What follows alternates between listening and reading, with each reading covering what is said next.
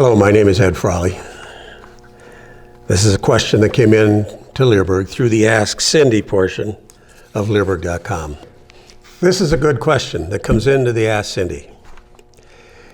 And it's not from a dog trainer.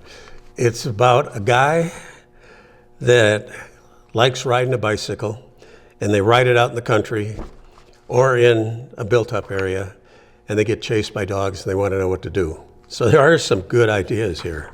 But first I'm going to read you the question. Hello, is there any advice on what to do when riding through countryside or anywhere and having dogs start to chase the bike other than to stop? But some dogs are really scary and huge, and some are very aggressive. That's true. And for people that aren't dog people, that can scare the hell out of them, especially a big dog. I mean, if it's really bad, if they're nipping at you, you better stop and get that bike between you and the dog.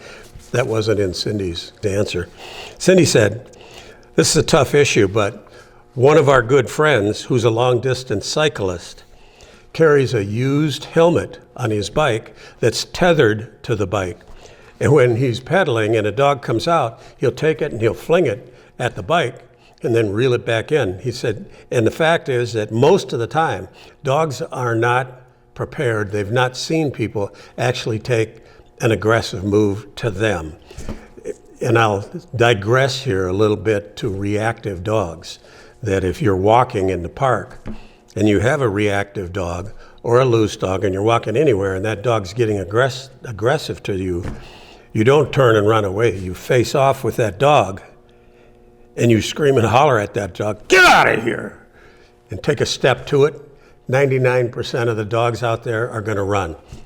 You can go on YouTube and see a lot of people that are getting the snot bit out of them, that doing that would not work. Usually it's with pit bulls.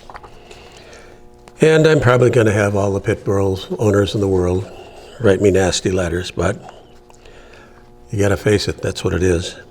So Cindy goes on to say, most dogs don't expect any opposition at all.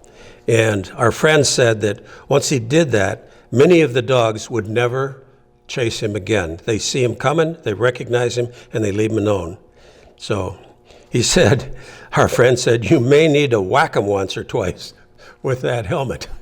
Most of the dogs are going to scoot and go.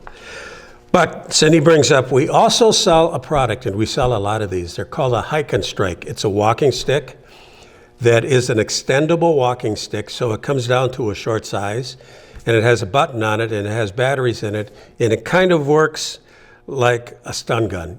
It has a real loud snapping sound, and I will tell you, 99.99% of the dogs out there aren't going to hang around for that. So it's not illegal in every state, but it's legal in most states. So you can go to our website, we'll put it at the end of this video, and you can look up in your state if it is legal. But I think even women should carry this in their car. If you're walking and you walk alone sometimes, it might work pretty good on people too, especially people that want to hurt women. So with that said, if you decide to go with the helmet trick, let me know. I'd like to know how it works. You just don't want it to get tangled in the spokes or the chain on your bike.